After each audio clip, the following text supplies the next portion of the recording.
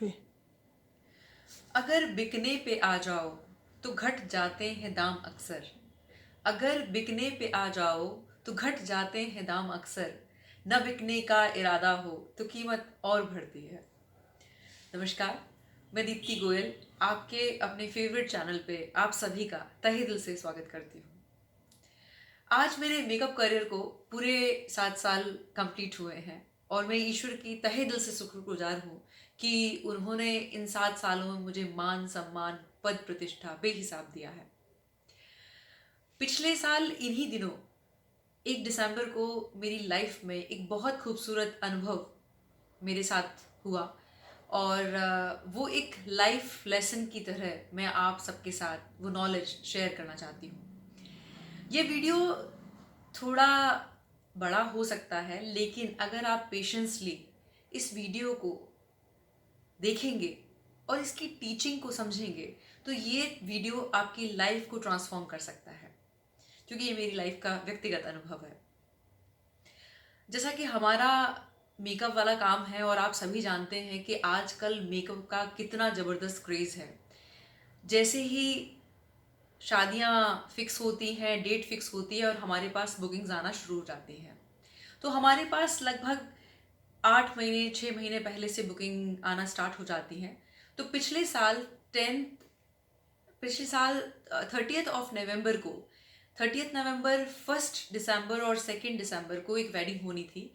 हमारे जो गेस्ट थे वो गुजरात से थे, जो यहाँ आके राजस्थान में शादी कर रहे थे। तो हमारी उनसे मीटिंग हुई और कुछ नॉर्म्स पे हमने डील डन की। और जैसा कि हम लोग जब भी कोई डील डन करते हैं तो 50% 70% हम लोग अमाउंट लेके चलते हैं और नॉर्म्स में हम लोग एक क्लियर कहते हैं कि अगर किसी भी वजह से वेडिंग कैंसिल होती है या पोस्टपोन होती है तो मनी रिफंड नहीं होगा। तो यही नॉर्म्स जब मैंने अपने जो क्लाइंट थे उनके साथ शेयर की तो वो क्लाइंट बहुत ही सरल और बहुत स्पिरिचुअल थे। उन्होंने क्लियर कहा कि आप मुझसे पूरा 100% अमाउंट अभी लें और मुझे मेकअप के बारे में कोई नॉलेज नहीं है, मैंने सिर्फ अच्छा नाम सुना है आपके काम का और मैं बस ये चाहता हूँ कि मेरी एक ही बेटी है और बस वो खुश होनी चाहिए और जो मेरे सारे गेस्ट आएंगे वो खुश होने चाहिए और ये वेडिंग आपके हाथ में है, इसे आप यादगार बनाएं।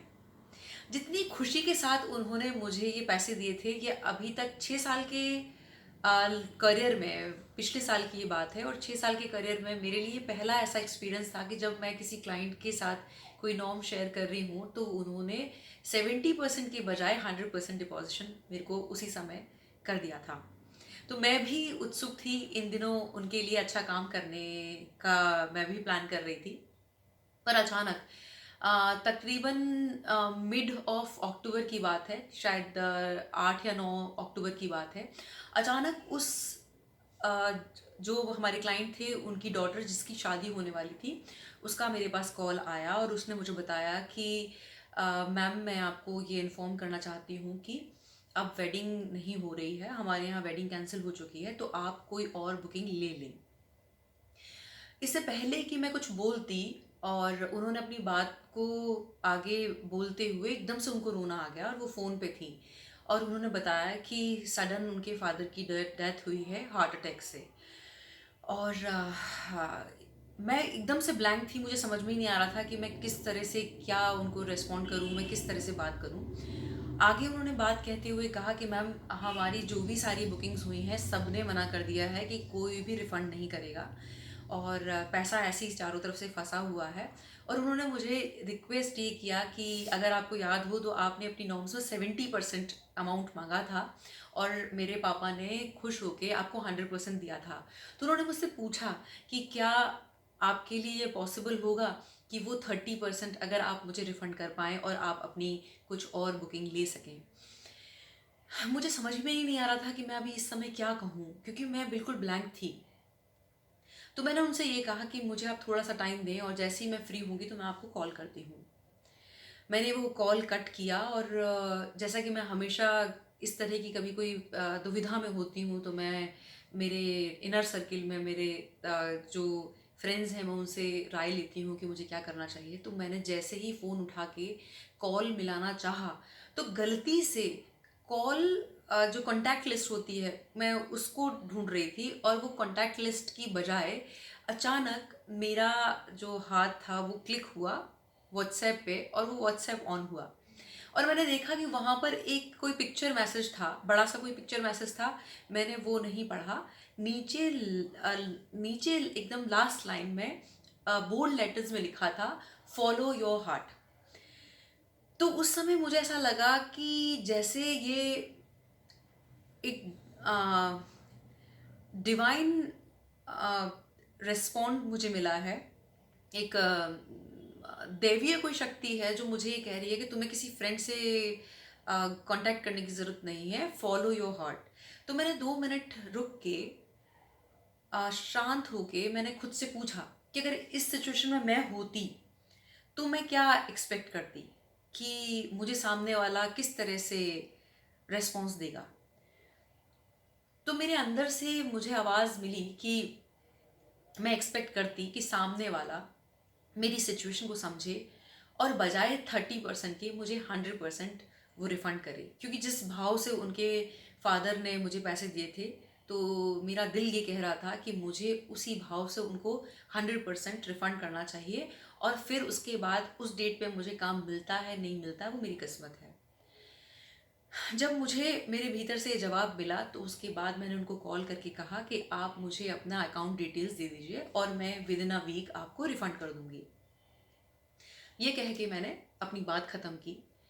और रात को सोने से पहले मुझे याद आया कि तकरीबन 2 ढाई महीने पहले मैंने एक यूट्यूब पे वीडियो देखा था, और वीडियो का टॉपिक था how to become a money magnet, इस तरह का कुछ था, जिसमें उन्होंने बहुत अमेजिंग टेक्निक्स शेयर की थी कि हम क्या गलतियां करते हैं अपने जीवन में धन को आकर्षित करने के लिए। जाने अनजाने जो हमसे गलतियां होती हैं वो उन्होंने शेयर की थी, और क्या हमें करना चाहिए जिससे हमारी लाइफ में जो मनी का जो फ्लो है वो एक बहुतायत में अबंडेंस के रूप में हमारे जीवन में आए। तो मुझे लगा कि ये एक राइट टाइम है, उस टीचिंग को फॉलो करने के लिए एक राइट टाइम है। तो उस टीचिंग में बताया गया था कि ये पूरा ब्रह्मांड एनर्जी से बना हुआ है, हम सब एनर्जी से बने हुए हैं, और इसी तरह पैसा भी एनर्जी है। और जिस एनर्जी के साथ हम पैसे को ट्रीट करते हैं वैसे ही वो हमारे जीवन में आता है और वैसे ही वो हमारे जीवन में जाता है। तो उस टीचिंग में एक बड़ी अच्छी ये बात कही गई थी कि आप अगर आपके जीवन में ऐसी कोई सिचुएशन है जिसमें अचानक आपके ऊपर कोई कर्ज आ गया, अचानक आपके ऊपर कोई पैसे का कोई ऐसा बिल आ गया जो आपको अचानक उसका भुगतान करना है, जैसे कोई कोर्ट केस में आपको एकदम से पैसे की ज़रूरत पड़ गई, आपको कोई मेडिकल की ज़रूरत पड़ गई, इस तरह का अचानक कोई भी अगर आपके पास बिल आया या कोई डील आपकी नहीं बनी और आपको वो रिफ़ंड करना है, तो उसको कभी भी गलत नेगेटिव एनर्जी के साथ नहीं दें। मतलब रो के, चिढ़ के, गुस्से में कभी भी वो पैसा लौटाएं नहीं, मतलब बहुत खुशी से लौटाएं। तो उन्होंने ये कहा कि आप अपने उस पैसे को ब्लेस्ड करके सामने वाले को दें। तो कुछ उन्होंने जो टेक्निक्स शेयर की थी, मुझे लगा कि ये राइट टाइम है, अपने पैसे पर मैं ये एक्सपेरिमेंट करके देखती हूँ और मैं इसके रिजल्ट्स भी देखूंगी कि इसके रिजल्ट्स क्या होने वाले हैं। तो वैसे मैं हमेशा कभी भी किसी को भी अगर फेवर करती हूँ, कभी भी किसी को भी सपोर्ट मैंने किया है, तो हमेशा मैंने अच्छे भाव से दिया है। लेकिन जिस तरह से वो टीचिंग मुझे बता रही थी वो मैंने कभी एक्सपीरियंस नहीं किया, तो मुझे लगा कि एक राइट टाइम है, इसको मैं एक्सपीरियंस करके देखती हूँ। तो मैंने मेरी जो क्लाइंट थी उनको 1 हफ्ते बाद पैसा रिफ़ंड करने के लिए कमिट किया था, और मैंने क्या किया, 4-5 दिन लगातार सुबह दोपहर शाम मेरे पास जब भी टाइम मिला तो मैंने वो पैसा जो मुझे वो रिफ़ंड करना था, मैंने उस पैसे को अपने पास ऐसे रखा कि जैसे अपने घर में हम किसी छोटे बच्चे को अपने पास रखते हैं, और उसको उतना ही मैंने लव वाली एनर्जी के साथ मैंने ट्रीट किया उस पैसे को। मैंने उस पैसे को पहले तो थैंक्स कहा कि उसने मेरी ज़िंदगी में चीज़ों को कितना आसान बनाया है, पैसे की वजह से कितनी मैं आज फ्री हूँ, और वो मेरे घर में जो कंफर्ट है, मेरी लाइफ में जो कंफर्ट है वो उसकी वजह से। तो मैंने एक तो थैंक्स गिविंग, वो ग्रैटिट्यूड शो किया पैसे के लिए। और जैसा कि उस टीचिंग में बताया गया था, तो उस टीचिंग के हिसाब से आपको अपने पैसे को प्यार करना है, लव की एनर्जी देनी है, और ये कहना है कि तुम जहाँ जा रहे हो, जिसके पास जा रहे हो, चाहे आप उसका नाम लें चाहे नहीं लें, कि उसके पास जाओ और उसके सारे काम बना के तुम वापस मेरे पास आओ और 1000 गुना होके आओ, क्योंकि मुझे तुम्हारा इंतज़ार है। और आई लव यू। और इस तरह से ब्लेस करके अपने पैसे को वहाँ पर आप ट्रांजेक्शन करें या किसी को आप दें, तो इस तरह से इस लव वाली एनर्जी के साथ, ब्लेसिंग वाली एनर्जी के साथ आप उसको दें। तो जब मैंने पहली बार ये एक्सपीरियंस किया तो मेरे लिए बड़ा अजीब नया था, एक्साइटेड था, मैं बहुत एक्साइटेड थी, एक्साइटमेंट वाला था ये एक्सपीरियंस। तो मैंने 4-5 दिन ये करा और उसके बाद मैंने वो मनी उसको रिफंड किया। अब उसके बाद यहाँ मैं एक चीज़ और बताना चाहूँगी कि कभी भी कोई भी टीचिंग इस तरह से बताई जब जाती है तो उसको उस भाव के साथ, जिस तरह से बताया जा रहा है, उस एनर्जी और उस भाव के साथ जब हम करते हैं तभी उसके रिजल्ट्स दिखते हैं। अगर हम आधे अधूरे मन से हैं और ये सोच रहे हैं पता नहीं होगा कि नहीं होगा, ये फिजूल की चीज़ें हैं, डाउट करते हैं, तो कभी भी कोई भी चीज़ें अपना जो उसका परिणाम जो होना चाहिए, उसके अच्छे कॉन्सिक्वेंसेस होने चाहिए, वो पॉजिटिव रिजल्ट तब तक नहीं आते अगर उसमें कहीं डाउट है। उस जो टीचिंग अगर आपके साथ शेयर की जा रही है, अगर उसको आप लविंगली एक्सेप्ट करते हैं और ये विश्वास करते हैं कि जो सिखाया जा रहा है, जो बताया जा रहा है, उसको उस विश्वास के साथ जब आप एक्सपीरियंस करते हैं, एक्सपेरिमेंट करते हैं, तो उसके रिजल्ट्स बहुत अमेजिंग होते हैं। उसके बाद मुझे जब भी मेरी उस क्लाइंट की याद आई तो मैंने उसको ब्लेस किया और उस पैसे को ब्लेस किया। अब मैं तब से प्रेयर कर रही थी कि अब ये जो मेरी डेट्स फ्री थी कि इस पे मुझे काम मिले, और हो ये रहा था कि इसके बाद वाली डेट्स 4, 5, 6 दिसंबर, इसके बाद वाली डेट्स पे काम आ रहा था। 30 नवंबर से पहले मेरे पास काम आ रहा था, लेकिन ये जो बीच की डेट्स थी 1, 2, 3 30 नवंबर, ये वाली डेट्स पे मेरे पास कोई काम ही नहीं आ रहा था। और मैं बार बार प्रे करके ये इस दिन के लिए काम मांग रही थी। तकरीबन 1 महीना 10 दिन बाद मैंने हमेशा एक्सपेक्ट किया कि शायद अब ये कॉल इन डेट्स के लिए होगा, लेकिन कोई कॉल मेरे पास नहीं आया। और 1 महीना 10 दिन बाद अचानक एक बार शाम को, रात को, शाम के टाइम मेरे पास कॉल आया और यहीं जोधपुर के एक होटल से फ़ोन आया और उन्होंने कहा कि हमारे जो गेस्ट हैं वो मुंबई से हैं और 27 को वो यहाँ पर जोधपुर आने वाले हैं। आप क्या इन डेट्स पे फ्री हैं? यहाँ पर एक डेस्टिनेशन वेडिंग होने वाला है। तो मैंने उनसे पूछा कि डेट्स क्या हैं, तो डेट्स वही थी जो मुझे चाहिए थी। तो मेरी तो खुशी का ठिकाना नहीं रहा, मैं बेसब्री से वेट करने लगी 27 की हमारी मीटिंग का। उसके बाद 27 हुआ, मीटिंग फिक्स हुआ, टाइम फिक्स हुआ और मैं फिक्स टाइम पे होटल पहुंची और मेरी बहुत अच्छी मीटिंग उन क्लाइंट्स के साथ हुई। और यहाँ भी ऐसा हुआ कि हमारी मेकअप से रिलेटेड बहुत शॉर्ट एंड सिंपल बात हुई। क्लाइंट हमारे थे जो वो कह रहे थे कि उन्हें पैसे से कोई दिक्कत नहीं है, क्योंकि ये इंडिया की बिगेस्ट वेडिंग्स में से एक होगी। उन्होंने कहा पैसे की कोई दिक्कत नहीं है, हमारी पहली जो शर्त है वो ये है कि हमारे जो गेस्ट हैं वो सारे बाहर से हैं, तो हमें काम जो है, काम हमें लाजवाब चाहिए, क्लास चाहिए और वहाँ कहीं कोई कॉम्प्रोमाइज़ नहीं होना चाहिए। तो मैंने भी उनको कमिट किया, मैंने कहा काम में आपको कहीं कोई शिकायत नहीं होगी, और अगर ऐसा कुछ है तो पहले आप काम देख लीजिए, हमारा आप जो अमाउंट है आप हमें बाद में दे देना। उन्होंने कहा नहीं ऐसा कुछ नहीं है, जो आपकी टर्म्स एंड कंडीशंस हैं उस पर हम काम करेंगे, काम हमें लाजवाब चाहिए। जब डील डन हुई और मैं एकदम से वहाँ से निकलने को थी, तो वो जो 3 गेस्ट बैठे थे उनमें से एक ने कहा कि दीप्ति 1 मिनट आप रुकें, आप ये नहीं जानना चाहेंगी कि आप किसकी वेडिंग में काम करने जा रही हैं, ये डील आपको किसकी वेडिंग के लिए मिला है? तो मेरा जवाब था कि मुझे नहीं पता कि मैं किसके लिए किसकी वेडिंग में काम कर रही हूँ, मुझे तो बस ये पता है कि मुझे आप लोगों को सर्व करना है और अपना 100% देना है। तो उन्हीं गेस्ट में से एक गेस्ट बोले कि क्योंकि अब हमारी डील डन हो चुकी है तो तुम्हारी नॉलेज में होना चाहिए कि तुम किसको सर्व करने जा रही हो। और उन्होंने बताया कि ये इंडिया की बिगेस्ट वेडिंग्स में से एक है और तुम जिस वेडिंग में काम करने जा रही हो वो है Priyanka Chopra and Nick Jonas की। और उस वेडिंग के काम के बाद मेरे उस मेकअप करियर को के ग्राफ को जो यहाँ था एकदम से लाइमलाइट मिली और वो यहाँ पहुँचा।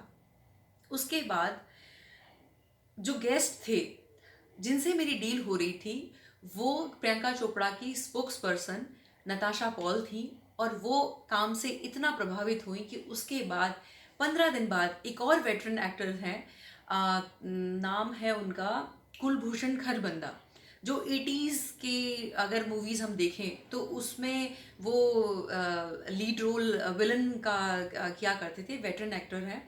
और उनकी डॉटर की वेडिंग भी यहीं थी, और उसमें मुझे काम मिला। और उसके बाद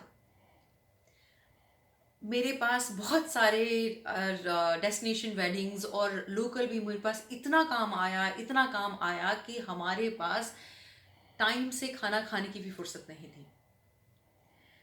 इस पूरे घटनाक्रम में मैंने जो 2-3 चीज़ें सीखी वो मैं आप लोगों के साथ शेयर करना चाहती हूँ कि हमारे जीवन में जब कोई ऐसी सिचुएशन होती है जहाँ हमें मनी रिफंड करना होता है, तो हम अपने उस उस सिचुएशन को हम बहुत लिमिटेड परसेप्शन से देख रहे होते हैं और हम कर्ज कर रहे होते हैं। जबकि अगर हम फ्लो के साथ बहें और हम यकीन रखें कि ये एक टेस्टिंग टाइम है और जो टीचिंग हमें दी जा रही है उसको हम फॉलो करें बाय हार्ट, तो फिर उस सिचुएशन में हमें ऐसी बहुत सारी अपॉर्चुनिटीज़ मिलती हैं जो हमें एकदम से हाइप देता है और हमारे ग्राफ को एकदम से बढ़ाता है। दूसरी चीज़ जो अहम थी वो ये थी, जो मैंने सीखी है, कि आप पैसा कितना कमाते हैं, हम पैसा कितना कमाते हैं ये मायने नहीं रखता है, हम क्या कमाते हैं और कैसे कमाते हैं, बस यही मायने रखता है। मुझे उम्मीद है कि ये वीडियो आपको पसंद आया होगा। अगर वीडियो पसंद आए तो लाइक कीजिए, सब्सक्राइब कीजिए, शेयर कीजिए। बहुत बहुत शुक्रिया, बहुत बहुत आभार।